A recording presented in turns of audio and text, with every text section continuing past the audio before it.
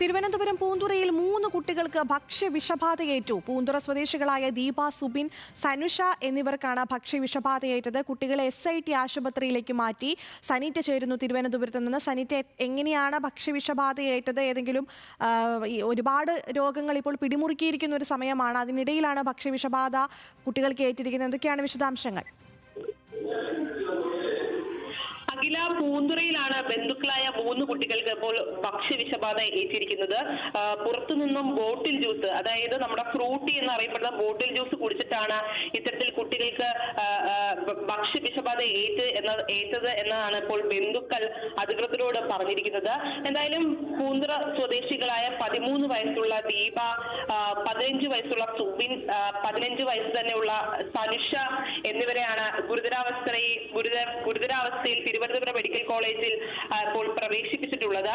ഇത്തരത്തിൽ പുറത്തുനിന്ന് വാങ്ങിയ ബോട്ടിൽ ജ്യൂസ് കുടിച്ചതിന് പിന്നാലെ കുട്ടികൾക്ക് കഠിനമായ വയറുവേദനയും ഛർദിയും അനുഭവപ്പെടുകയായിരുന്നു. തുടർന്ന് ഇത്തരത്തിൽ ശാരീരിക ബുദ്ധിമുട്ടുകൾ വന്നതിനെ തുടർന്നാണ് ആശുപത്രിയിലേക്ക് മാറ്റുന്നത്. ഇതുമൂലം ഇത്തരത്തിൽ ഛർദിനോടൊപ്പം രക്തത്തിന്റെ അംശം കൂടി കണ്ടതോടെയാണ് പരിഭ്രാന്തരായ ബന്ധുക്കൾ കുട്ടികളെ ഉടൻ തന്നെ ഇത്തരത്തിൽ പൂന്തുറയിൽ തന്നെ ഉണ്ടായ ഒരു സാമൂഹ്യ ആരോഗ്യ കേന്ദ്രത്തിൽ എത്തിക്കുന്നത്. തുടർന്ന് ഈ ശാരീരിക അസ്വസ്ഥതകൾ കൂടിയ സാഹചര്യത്തിലാണ് എന്തായാലും തിരുവനന്തപുരം മെഡിക്കൽ കോളേജിലേക്ക് മാറ്റിയത്.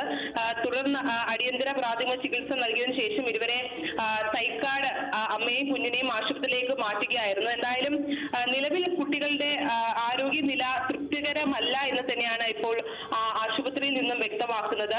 എന്തായാലും സംഭവത്തെക്കുറിച്ച് ആരോഗ്യ വകുപ്പും ഭക്ഷ്യസുരക്ഷാ വിഭാഗവും അന്വേഷണം ആരംഭിച്ചിട്ടുണ്ട്.